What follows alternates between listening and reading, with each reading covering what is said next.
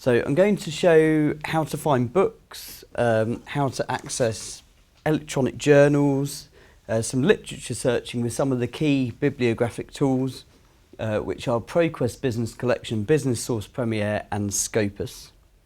Has anyone heard of any of those? No? Okay, well you're about to find out anyway.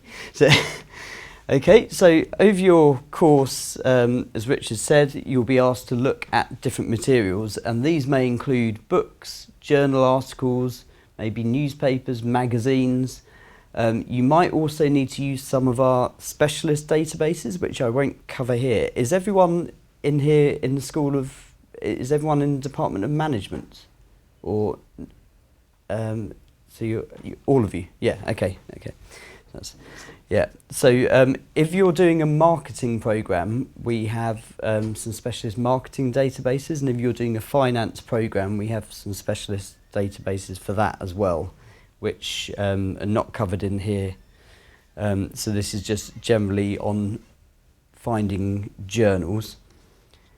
So obviously you can look at your lecture notes as well, and that will guide you to some of the best reading. And everything I'm going to show you, you can do from home, apart from obviously going to the library and getting the book, because you have to be here if you're getting a physical book.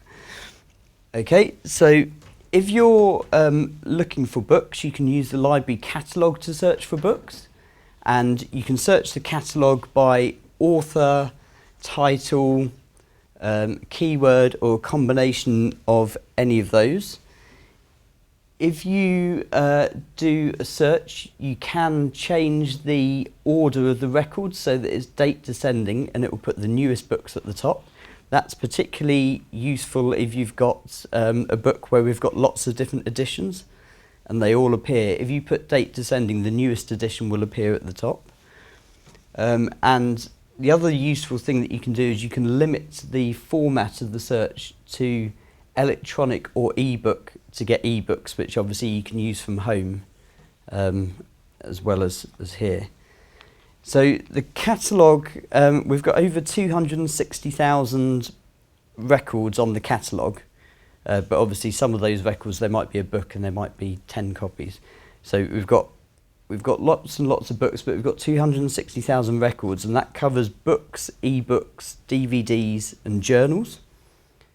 Unfortunately, the catalogue only indexes, so i.e. makes searchable, the publication details and physical items of the books.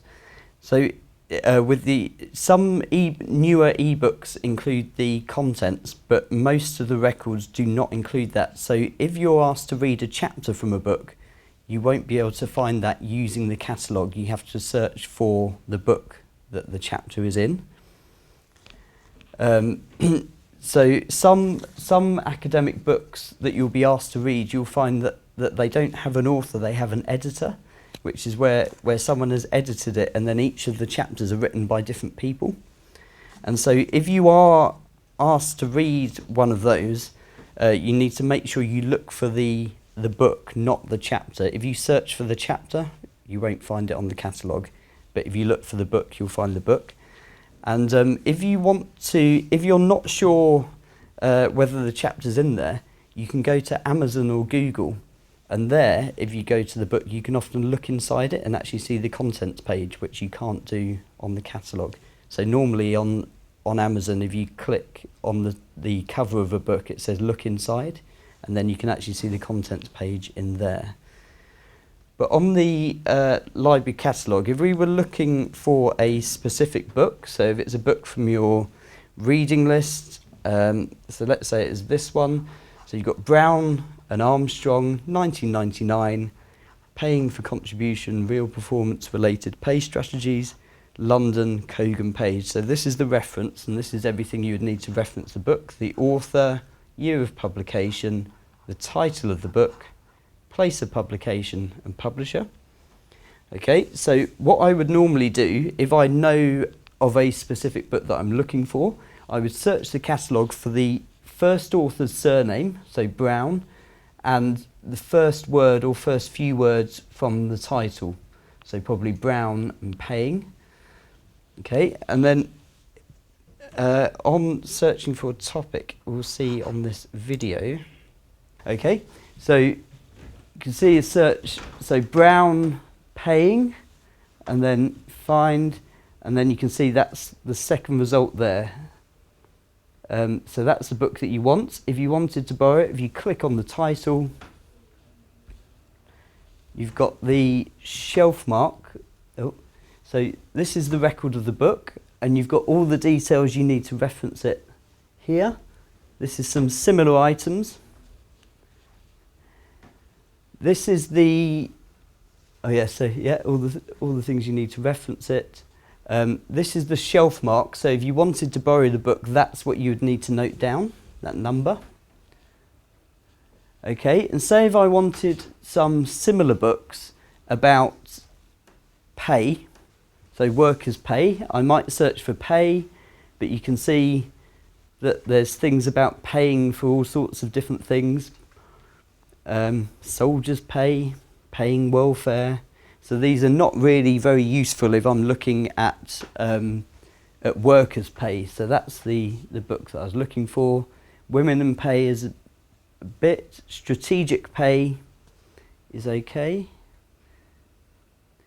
But a lot of those results are not really the same as that one, because you're looking really at sort of performance-related pay and things like that, if that was the topic I was searching for.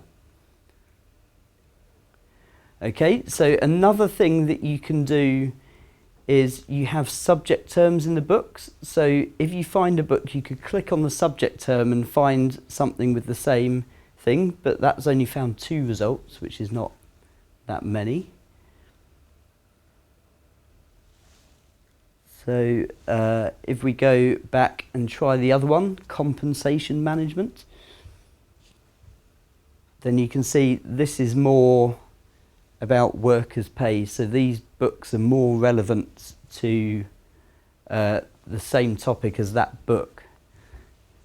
So you can use, you can search for subject terms. The other thing that you could do is search for some of these words. So you could search for employee reward, which is one of the things. This is putting the order in date descending. So this is the newest bit, the newest book there. So you could search for employee reward, would be another way. But if you're searching the catalogue, you can only really use sort of very broad terms, because it doesn't index what's inside the book. You have to use sort of very, very broad, non-specific terms. Okay. So a lot of the time you might be searching for academic journals. So as Richard said, academic journals are a type of academic publication. And in the library, they're what we call periodicals, because they're published periodically with a set frequency. And the frequency might vary from title to title. So sometimes they're published often with 1 volume per year, but then the number of issues per volume might be 2, 4, 6, 8, 10, 12, sometimes another frequency, but it's usually with a regularity for each title. Other examples of periodicals, so periodicals are broader than journals. They include things like magazines, which are often published weekly or monthly. So The Economist mentioned earlier, so that is a periodical because it's published monthly. And newspapers as well, because they're published daily. So it's anything that's published with a set frequency but has no end date. So it's not something that's published for a set period, then it stops. It's something that's meant to continue all the time. So yeah, so that a common frequency is to have 1 volume per year, and then you have a number of issues that make up a volume, and then the next year it will be the next volume and that same number of issues. And then each issue contains a set of articles that are written by academics, and they might be original research which was carried out by the author. Sometimes these are case studies, and they're very useful for finding out whether a particular theory or a phenomenon that you're researching if that applies to maybe that particular sector, or whether it applies to a particular country or to a particular company itself. Then you get review articles, which are often a comprehensive summary of the research that's been done about a topic. And if you're a student trying to find out about a topic, that can be really useful because it's a summary of everything that's been done, and it can give you some ideas about what the main arguments are and how they break down. And often there's book reviews as well, which are reviews of books that have been published that are of interest to the people in the journal, but they don't use them in an essay because it's just a paragraph saying whether this book is good or not. So if you like the look of a book in there, use the book, but don't reference the book review because you can't really use that because it's not very good research. So the easiest way to recognise a journal is by looking for the volume and issue number. So the reason academics like you looking at journals is because they're published much faster than books. So if you're looking for a recent event, so for example Brexit, there's not going to be any books published on it because a book often takes maybe 3 years to publish, so someone has to write it, then it goes to an editor, then maybe it goes back to the author to correct it, then it goes back to the editor, then that appears, and then by the time it's been published it takes a long time, whereas journals can be written fairly quickly because they're much shorter, so they can be published more quickly.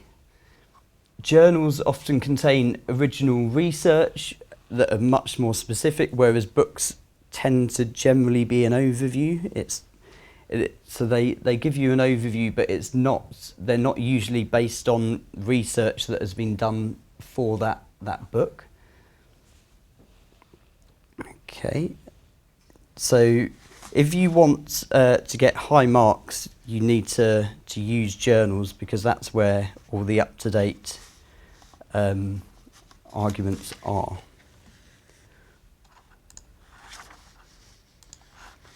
Okay, so if you're looking for a specific journal article, so like we have the reference to the book, this is what a journal article may look like. So you've got the surname, and you've got the year of publication, you've got the title of the article, and then you've got the name of the journal. So this is the journal title, sometimes publication title, the British Journal of Management, and it's volume 5, and that's issue 4, and then that's the page numbers. Okay, so on the Birkbeck Library homepage, there's this box that says Quick eJournal Search. So in there, you would search for the title of the journal, so not the article, the journal. So we'd put the British Journal of Management and then click on search. And then that would take us to a yellow page, and there's 2 links to the journal. So sometimes we have it on more than one database. And this article is from 1994. And you see there's a link from 1990 to 1 year ago, or 1997 to present. So we'd need to click on the one that covers from 1990 because the one we want is in 1994.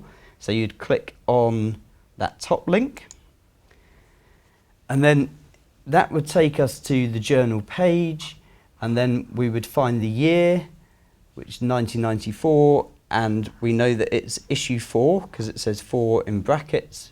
So volume 5, issue 4, you click on that, and then that would take us to the contents of that issue, and the article will be in there. But don't worry, there's a video showing this in a minute. Okay, so that's kind of how you would search for a specific e-journal.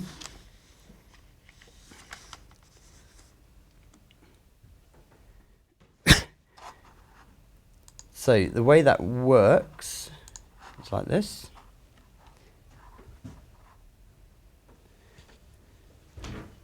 So again, you put in British Journal of Management.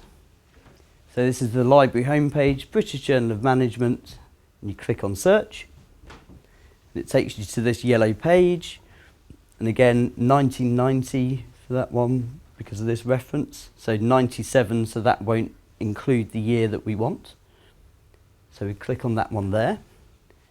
It will then ask us to log in, and that's your Birkbeck username and password. So all of this you can do from home, as long as you've got an internet connection at home, obviously. And then, yeah, so you can log in. Okay, and then it's logged in, so you're in the journal, and then you can see you've got all the years down the side. So 1994, and we want volume 5, issue 4.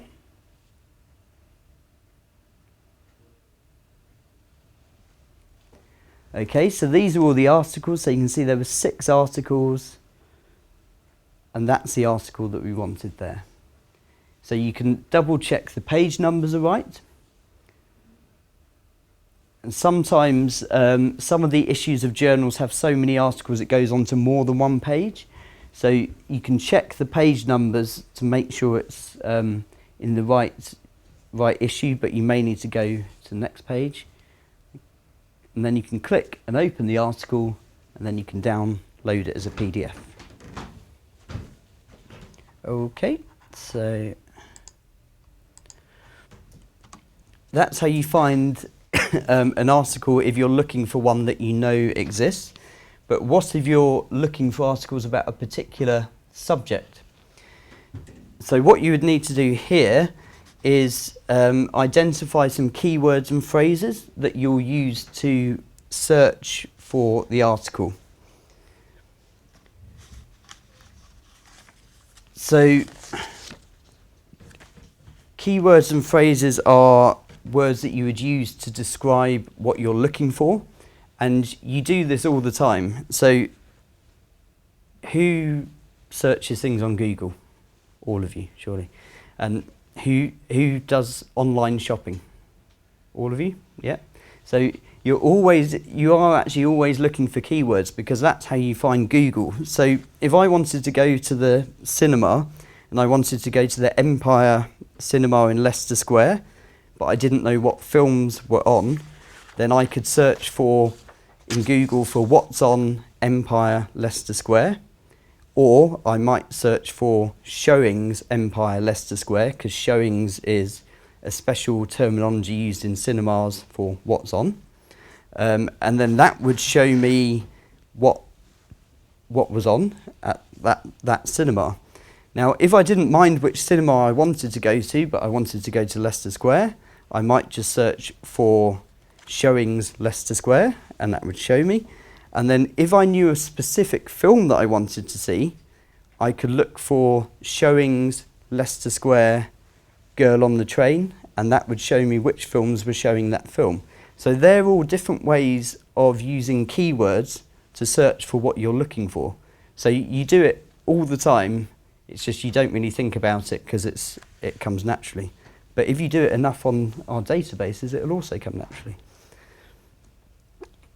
So if you're planning to search for articles for a particular essay or assignment, it's often useful to record the keywords that you're searching so you can record them methodically.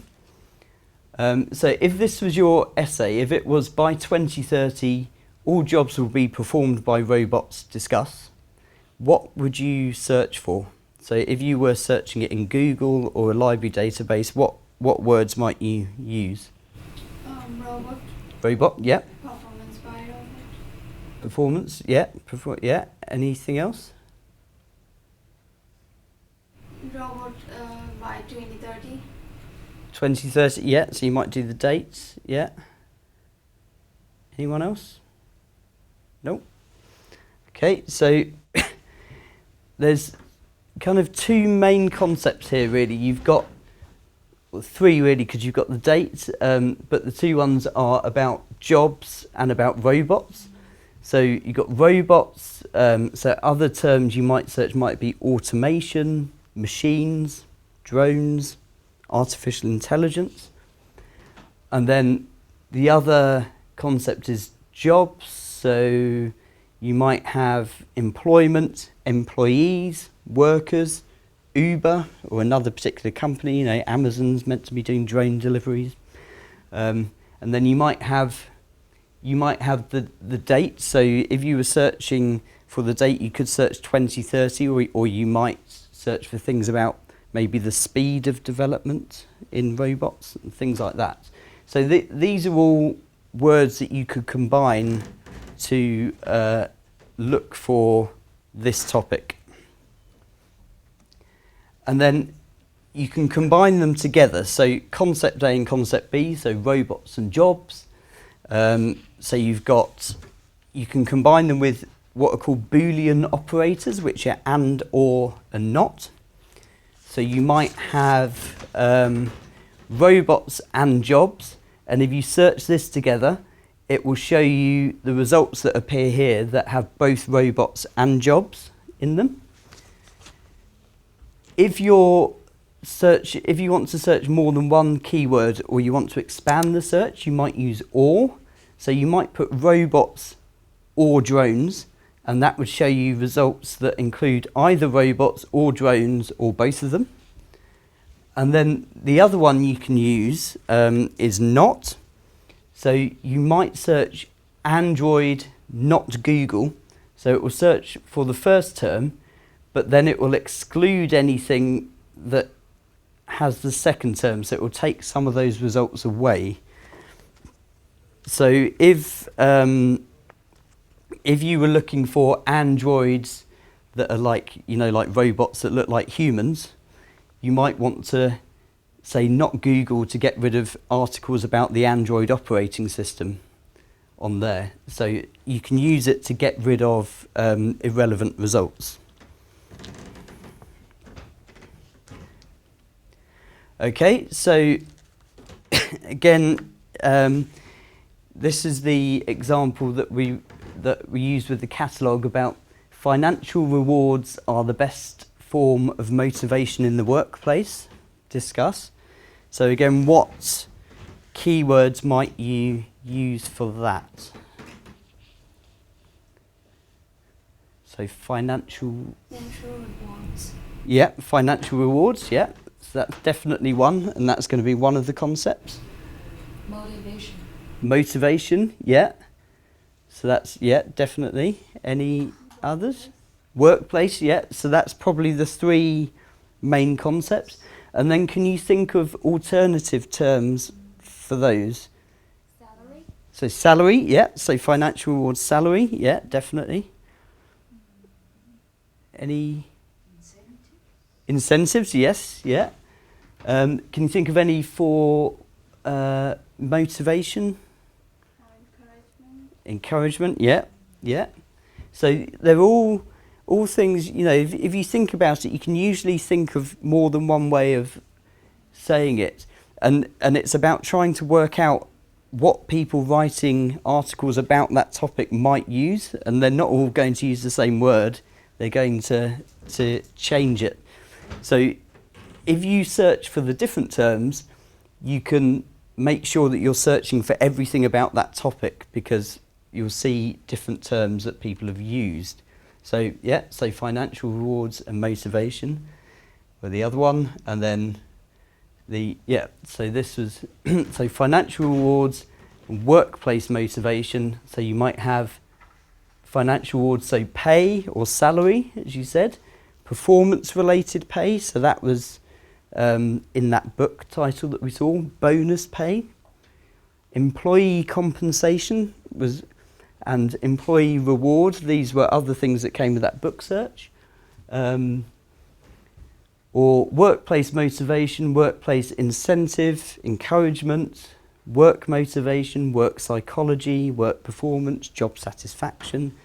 So again, these are all ways of describing other ways of talking about workplace motivations. So they're things that people writing articles might use.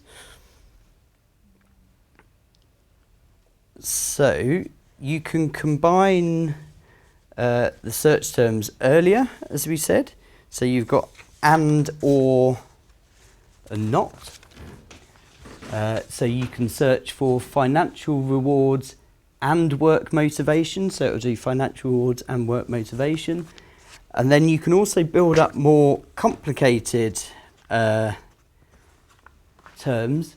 So you could open brackets if you're using or, financial rewards or pay, and work motivation or job satisfaction. And that would do 4 searches in one go. So it would do a search for financial rewards and work motivation, financial rewards and job satisfaction.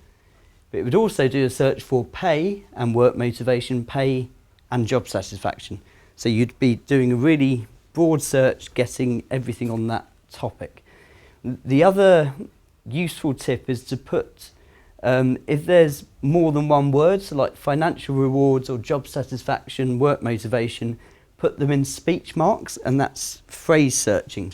So if you, and this works on Google as well, so if you search for work motivation, it actually searches for work and motivation. It automatically puts an and.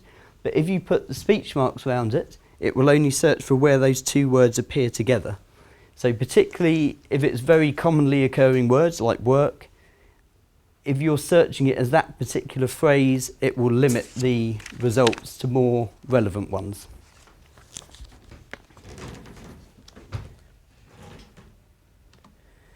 Okay, other search tips are that often you'll get variant spellings.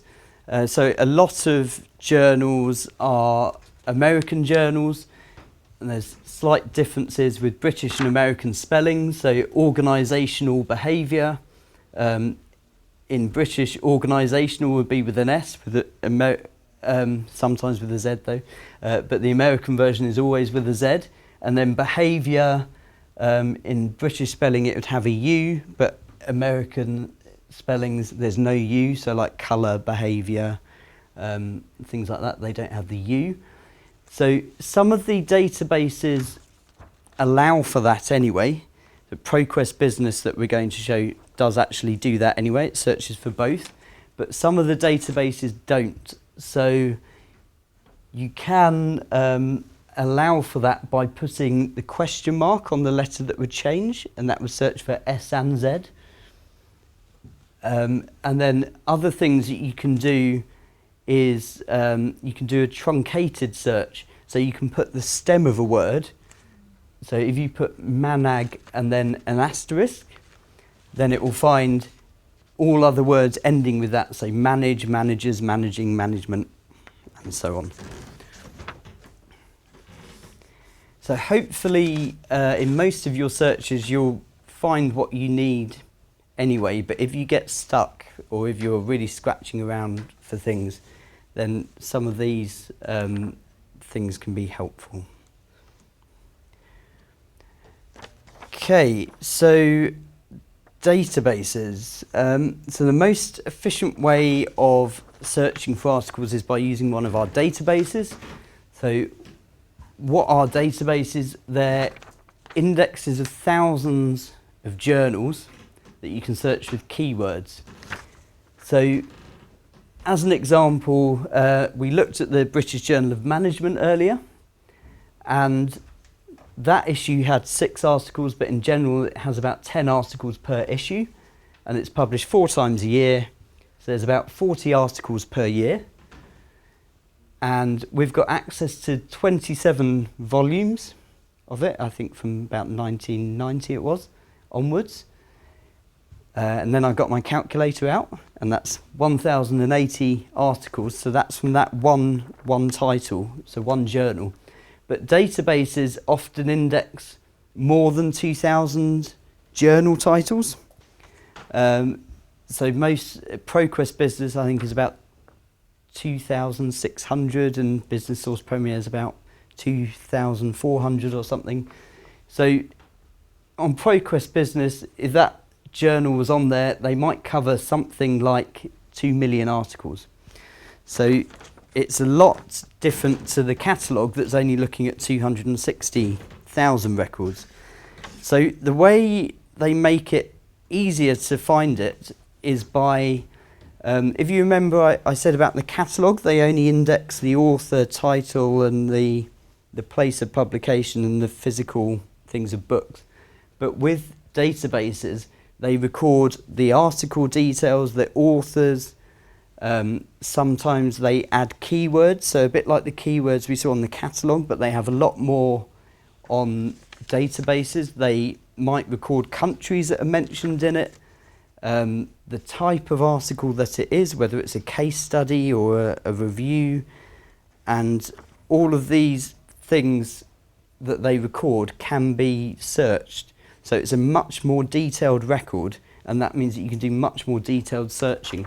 And some of them you can even search within the articles themselves, so it will search all of that. So you can find much more granular articles that you're looking for with the subjects.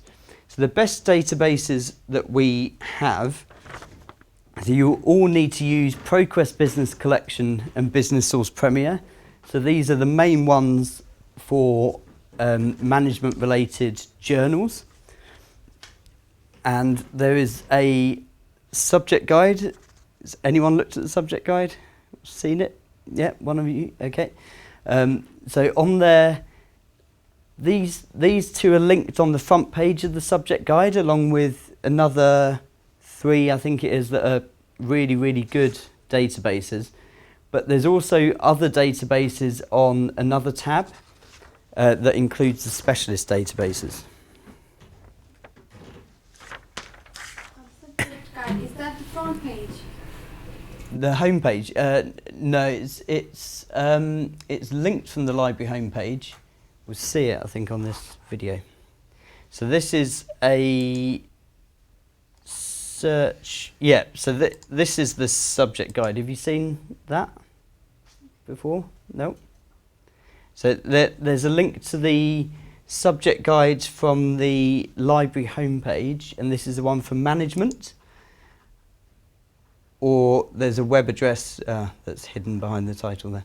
But yeah, so you can see on the front page of the subject guide, you can see there's links to ProQuest Business and Business Source Premier. Okay, so if we go to ProQuest Business, and then you might search for work motivation. Okay, so we've got 401,000 results, so that's probably too many to read. But you can see the different source types. So you've got scholarly journals, which means academic journals. You've got conference papers, blog posts, newspapers. There's all sorts of things on the databases. But if you limit the results to peer-reviewed, so remember Richard was saying that that's quality controlled, you can see that's cut it down. So it's mainly just journals.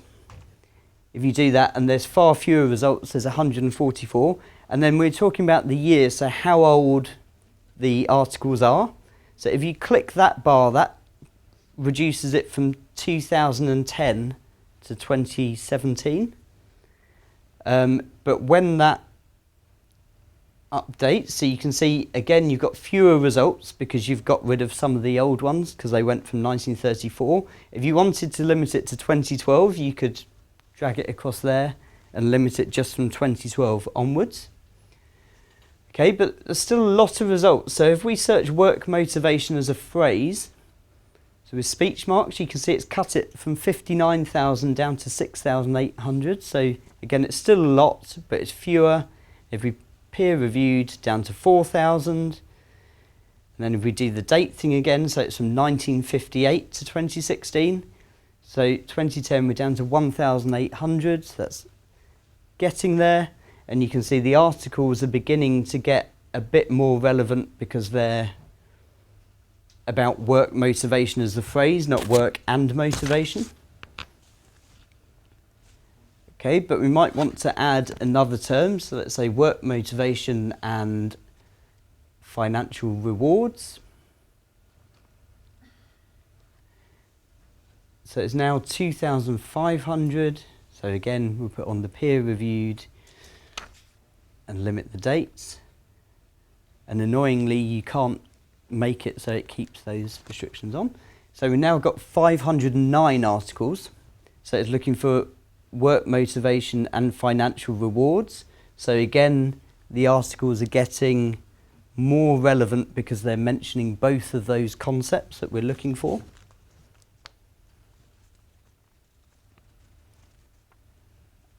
And then there's more. So we might search for financial rewards and job satisfaction, again as a phrase. So if you remember, the question was financial rewards are the most important part of the job. I can't remember what it was now, but something like that. So again, you've got 14,000 results. You can narrow them down, peer reviewed, then the date.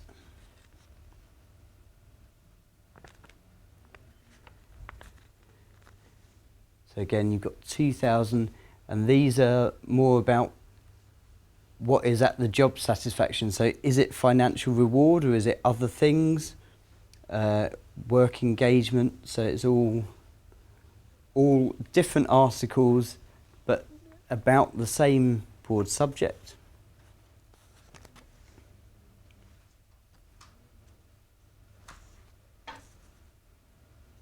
And the last one is you might change that to just pay and job satisfaction.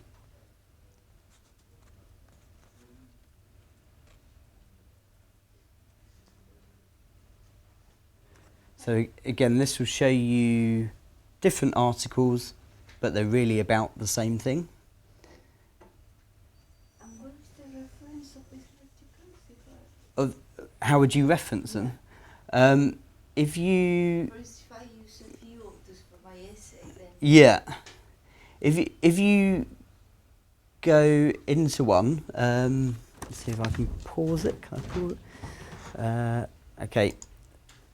So let's say if you were looking at this one, you might not be able to see it there, but you've got the authors there. So Card, yeah, and all of these. And then the year of publication is 2012. And then that's the title. And then it's from the American Economic Review. And it's volume 102. It's been going a long time. Issue 6. And then page 2,900 and something to 3,000 and something. But if you click on it and go into the article, it's a bit more clear. You can see it from the PDF.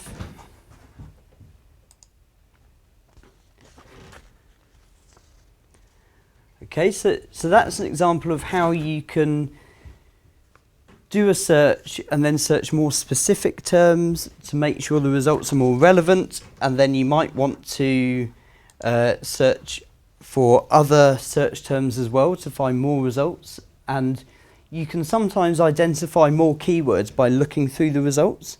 So you might do a search for something, then you'll see another phrase, so like say job satisfaction, you'll think, everyone seems to be talking about job satisfaction. So you could search that as a phrase, and then you might find other articles that have been used, and then you might come across another term that people have used. So that's databases. Now, we have another type of database that's kind of a bit more specialist, and these are called citation indices. So a citation index can be quite a useful thing to find the best articles on a topic. So you can use them to find out what people have done with a particular theory or piece of research, because you can see how people got the research and then what people have done with that research since. So you can trace it forwards and backwards. In a normal journal database, you can normally trace research backwards because you have an article and at the end of it it's got references, so you can trace it backwards. But a citation index, you can trace it forwards, so you can see who has put that in their reference list. So we've got two main citation indices. We've got Scopus and we've got Web of Science. It's not just science, it covers all subjects, a bit like Science Direct. So if we have a look at that,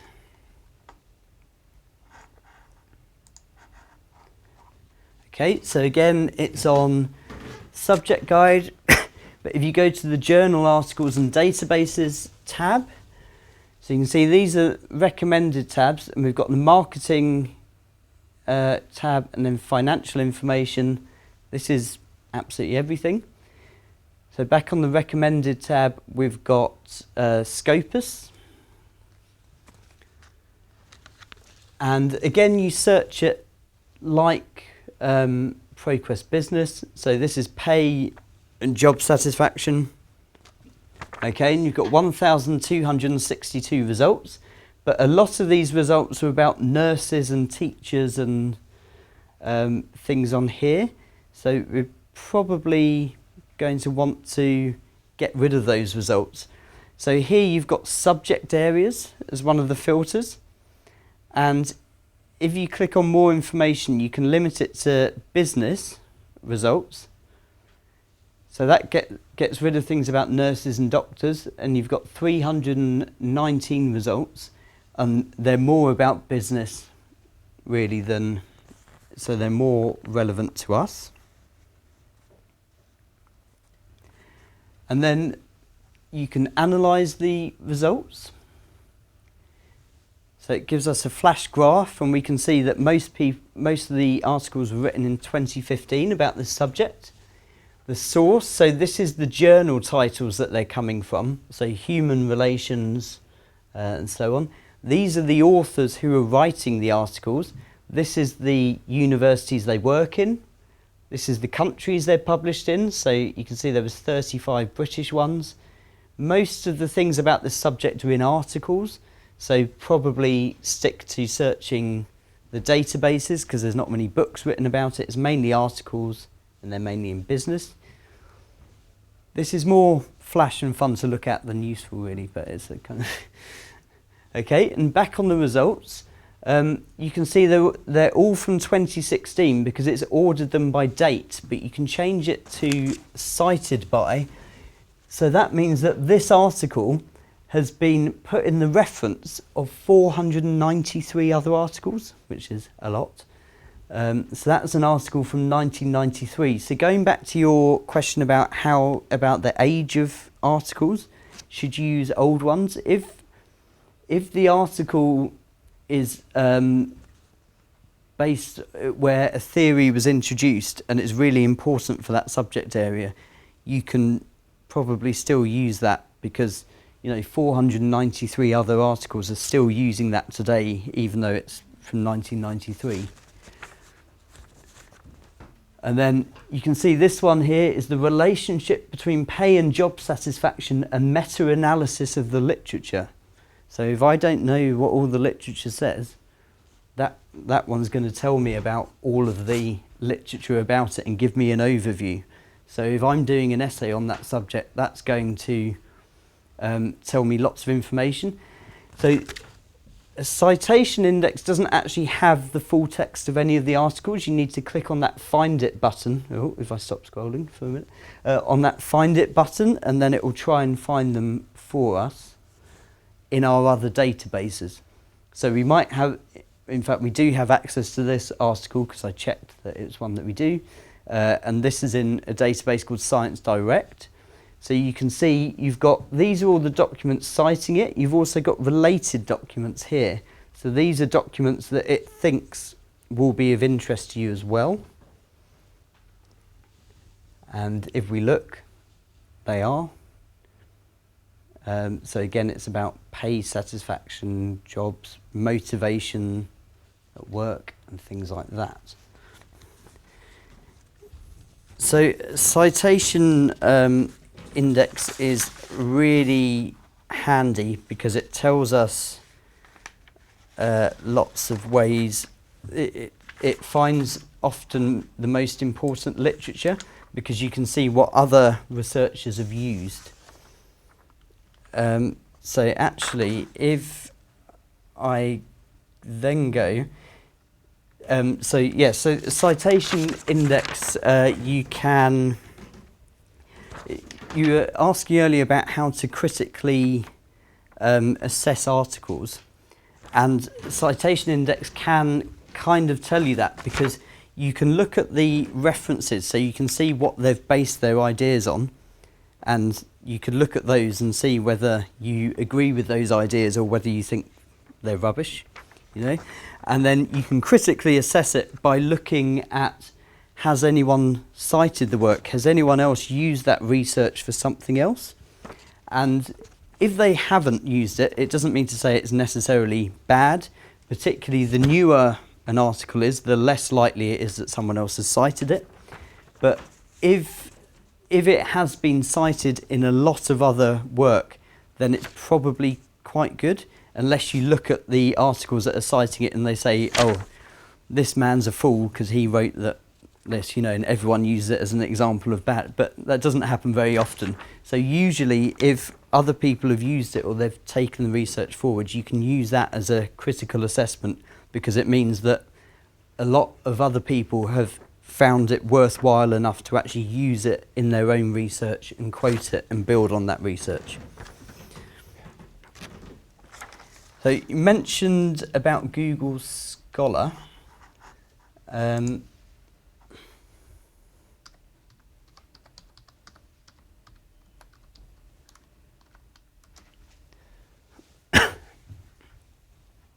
Oh, blocked. No, it's not really. Oh, who is it? Blimey, I don't know. Is it .uk maybe? No? Ooh.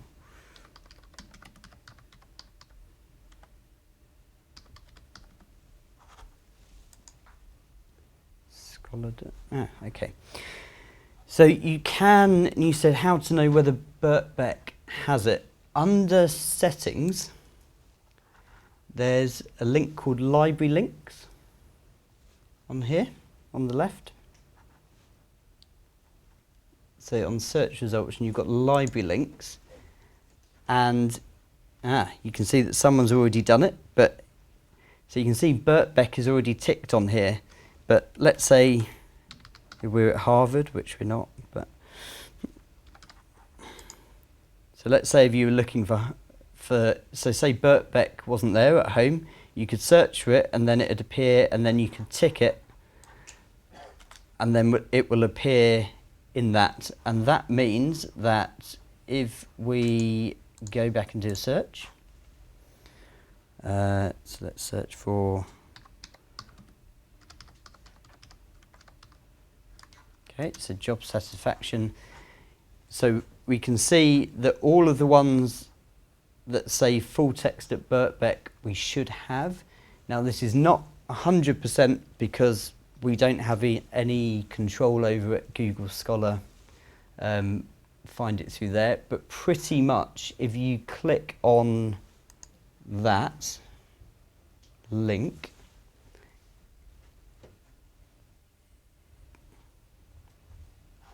then it'll ask me to log in. That's okay.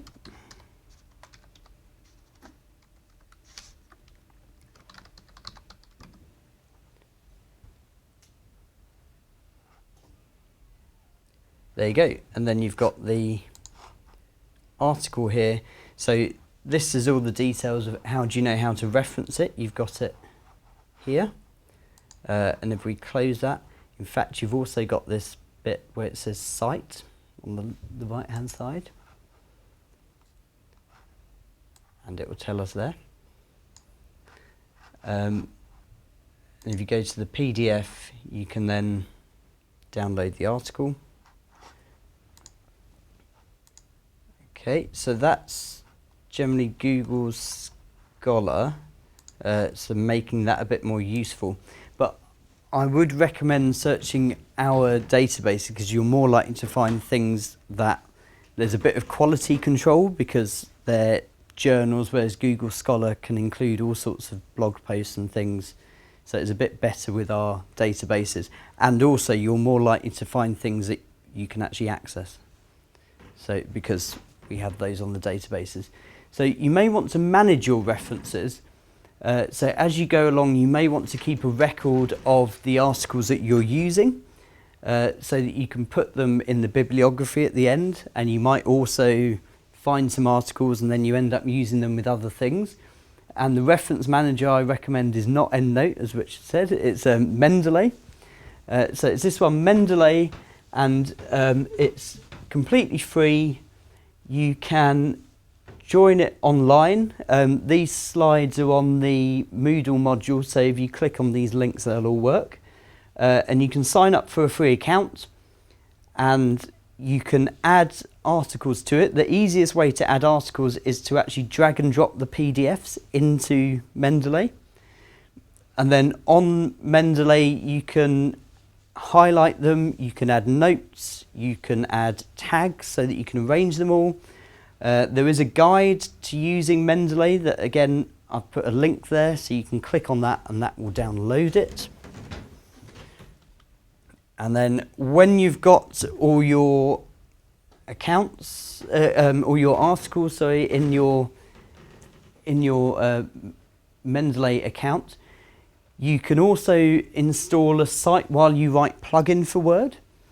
And you can choose a referencing style. So the one I use is reference format. Actually, sorry, it's Harvard Reference Format 1. There's a mistake. It's not a very good name, but it's basically Harvard Referencing Management.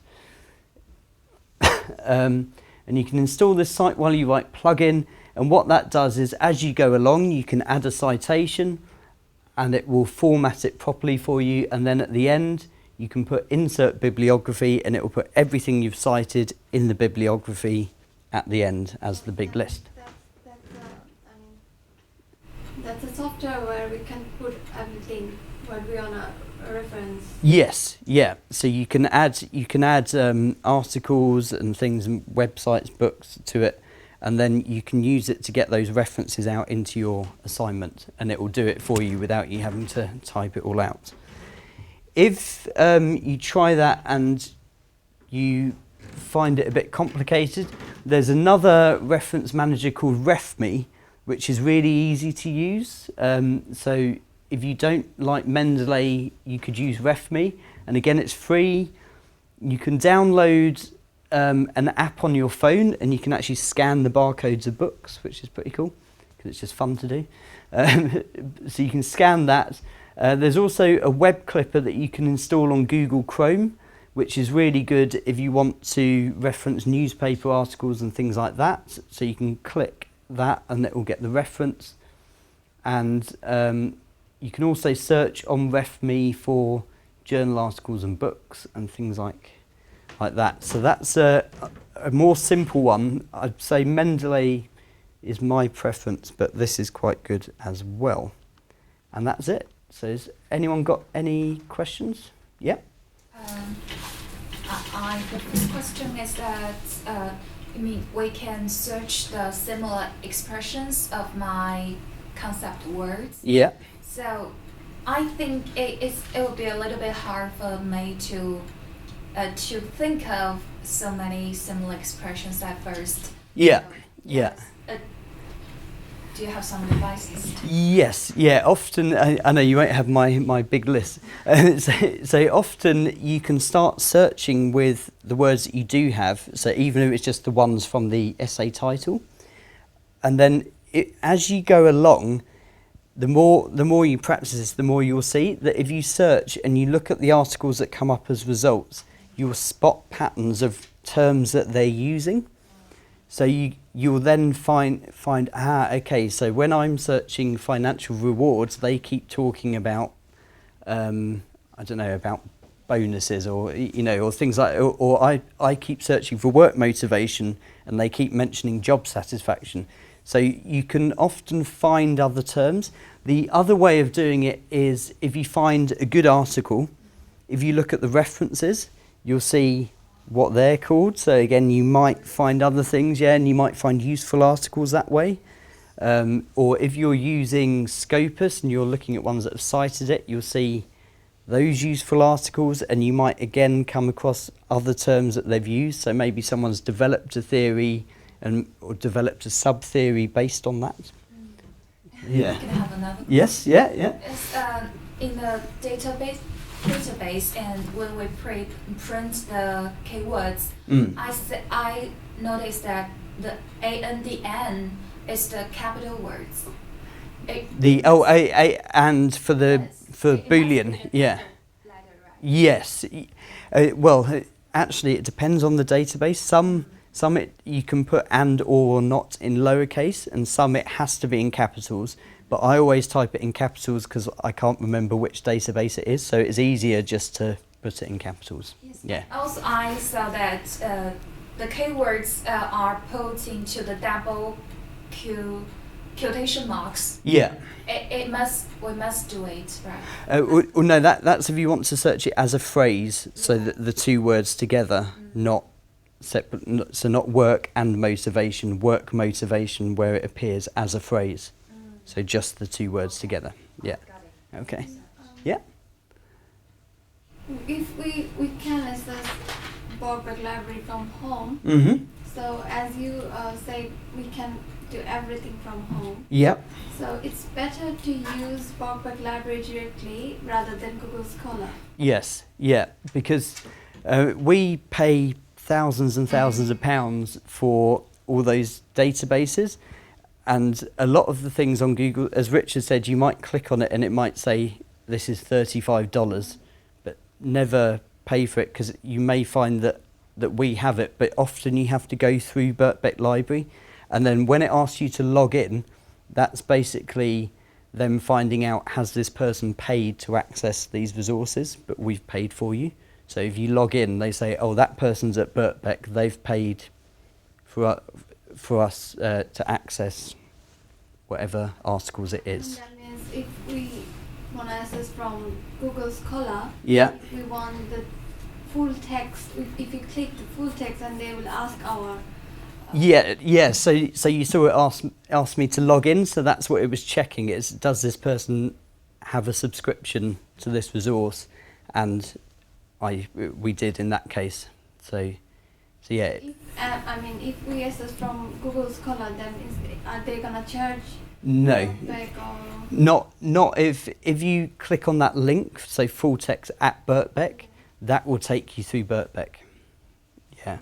Whereas if you just go on Google Scholar and you just click on the article, they will ask you for money, but never pay. Even if you want an article and we don't have access, we also have another service called Interlibrary Loan where you can request an article, and we get a copy for you from the British Library, and that's free. Okay, and one more question. Yeah. My lecturer, he said to check Financial Times Yeah. as much as we can. Yeah. So Financial Times. So I'll get rid of that.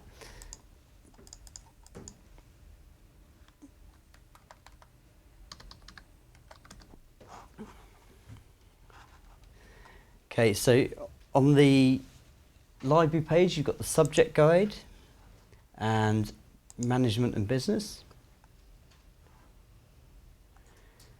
And if we go to the journals and databases, so you can see there's Scopus that we were looking at earlier, and then you've got ft.com is the Financial Times.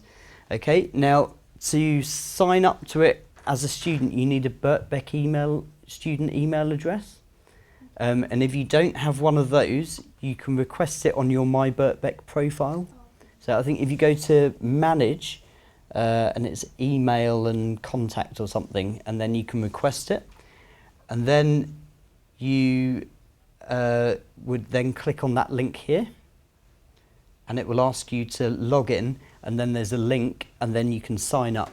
And you can download, so you can read the ft.com online, but you can also download an app on your phone or on your tablet, and it will send you things every day. So you can ask it to send you digests, or it will send you a copy of the newspaper, and various other things. But you need to sign up to it first, and then it'll. It's it'll not go. the regular ID. No. So it'll be your Birkbeck email address, which will be whatever your Birkbeck username is at mail.bbk.ac.uk. but you have to set one up first, and then the password. But it will store the username and password on the app anyway, so you don't have to log in all the time. It will just do it. Yeah. Okay, anything else? No?